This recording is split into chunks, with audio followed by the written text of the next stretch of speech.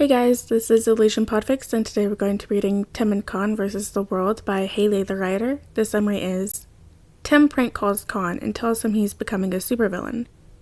He expects him to laugh or be annoyed or hang up. Kon doesn't. He believes him. And he's into it. Alright, without further ado, let's hop right in. It was immature, but in his defense, it was Duke's idea. Steph, Cass, Duke, and Tim were sitting on the roof of the manor, daring each other to make increasingly stupid prank calls. It was another overcast day in Gotham, the sky a patchwork of gray clouds. This was a dangerous game when you had half the Justice League in your contacts, but so far no one had done anything too terrible. I dare you to call Dick and ask him to buy you a ticket to an R-rated movie, Steph said. That's so stupid. He knows I'm over 18, Dick argued. Does he? Steph raised an eyebrow. He collectively refers to us as the kids. He's a detective. It's a prank. Just call. Unless you want to forfeit. I'll call. He picked up his phone and called up Dick. Duke asked him, only sounding slightly awkward. He didn't use speakerphone, which was for the best because Steph could barely hold back her laughter. Cass and Tim were much better about it. Yeah, just one ticket, Duke said into the phone. He made a panicked face to his friends. Sure, you could come if you want. Just, yeah, any R-rated movie. A smile slipped onto Tim's face. Steph was covering her mouth to keep herself quiet. Cass maintained a perfect poker face. Tonight's fine, Duke said. Thanks. He hung up. He didn't even ask why, Duke said, incredulous. Steph laughed. Cass smiled. After Duke's turn, it was Tim's. I dare you to call Connor and tell him you've given up vigilantism to become evil, said Duke. Steph and Cass looked deeply excited. Tim rolled his eyes. He'll never believe that. Oh, are you saying you're not a convincing liar? Duke challenged. Tim hummed flatly and dialed Con with a fierce determination to really sell it. Hey, Tim, Con answered the phone. Don't freak out, Tim started in a low voice. Steph and Duke and Cass all shared an amused look. What? Why? What's going on? Con asked, already freaking out. I can't explain everything over the phone because Bruce is probably listening by now. All you need to know is I'm done with Red Robin. Stephanie put one hand over her mouth and grabbed onto Cass's arm. What? I can't explain, Tim repeated, but I'm going rogue. I need to get off the grid for a few months and I want you to come with me. You can't tell anyone, and you can't be a Superboy anymore. Not for what I have planned. Steph died, but kept it silent. Duke gave him a pointed look. Tim waved him off and added, I'm no longer a vigilante. I'm evil now. Con hung up. Tim huffed, almost like a laugh. Well, it lasted longer than he thought it would. He hoped Con wasn't too annoyed by the prank, but he had a good sense of humor. Maybe Tim should invite him to join in on their prank calls. He started drafting him a text. I tried my best, Tim said while texting. Okay, Cass, I dare you to... Superboy swooped down, grabbed Tim, and flew away. Tim was too surprised to avoid getting kidnapped, and Con was flying way too fast for Tim to react. Duke, Cass, and Steph stared up at the sky where they just watched Tim and Con disappear. Do you think he was mad about the prank? Duke asked. Do you think he knew it was a prank? Cass asked. Oh my God, said Steph. Tim blinked, and they were on the ground.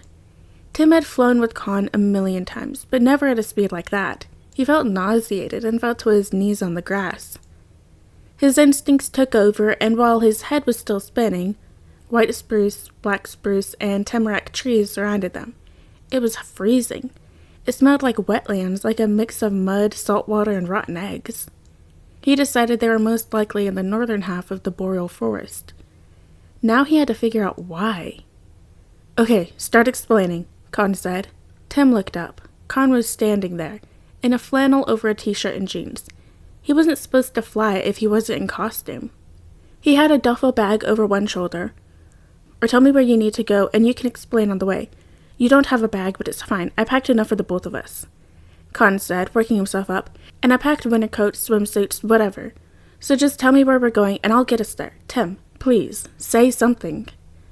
Tim opened his mouth, but Con cut him off, eyes going wide with realization. Crap. Do you have a lead safe house or something so we can hide from Clark? Shit. Of course you do, damn it. Tim, just tell me where we... Tim stood and Kon shut up. It was a prank call, Tim said. Duke dared me to call you and say all that stuff. Kon's expression cycled from shock to embarrassment to slightly relieved as he processed. Oh, he said finally. You got me. Kon, Tim started, feeling incredibly guilty. It's cool, Kon said awkwardly, holding the strap of his duffel. I guess I acted without really thinking. It's kind of funny. Tim's very serious expression didn't change, even as Kon attempted to laugh. It fell flat. A bird called in the distance. Tim was freezing, but he had barely felt it. He was thinking too hard to care.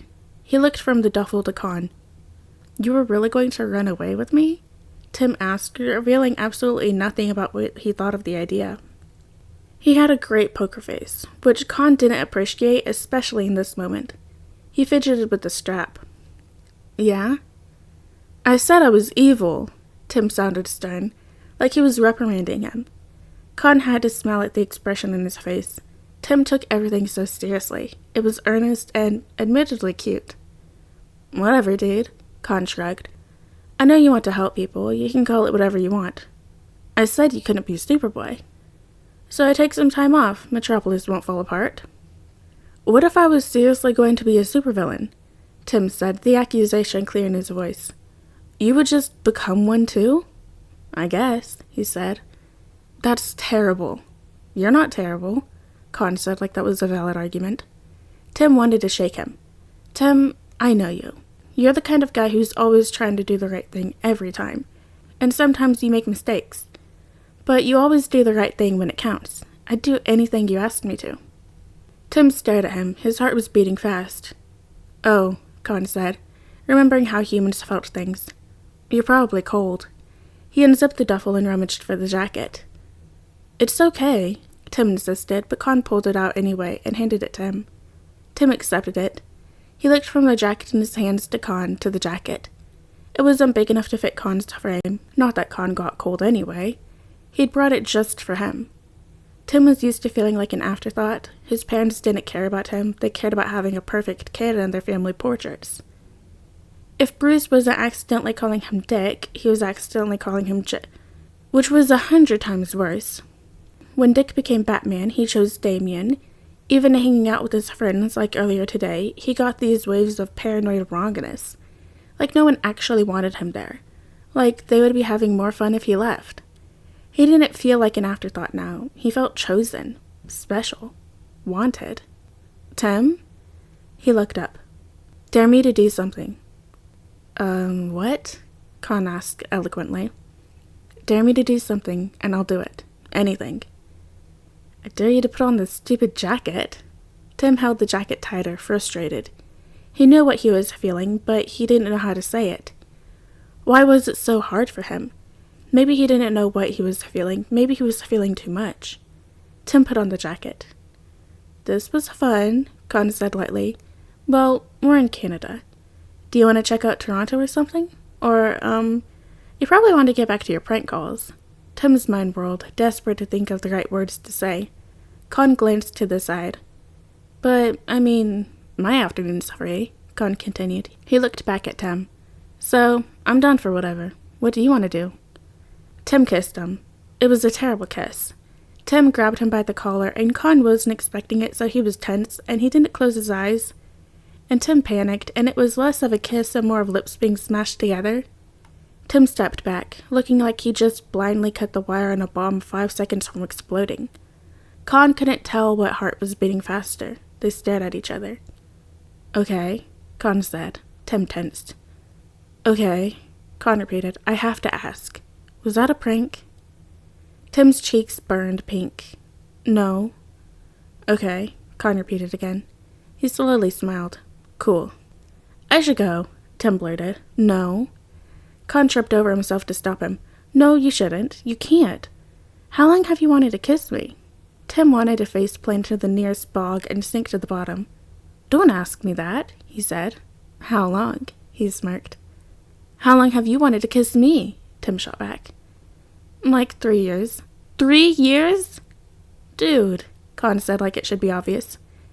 I told my parents they couldn't contact me for a while. I shredded my ID and credit cards.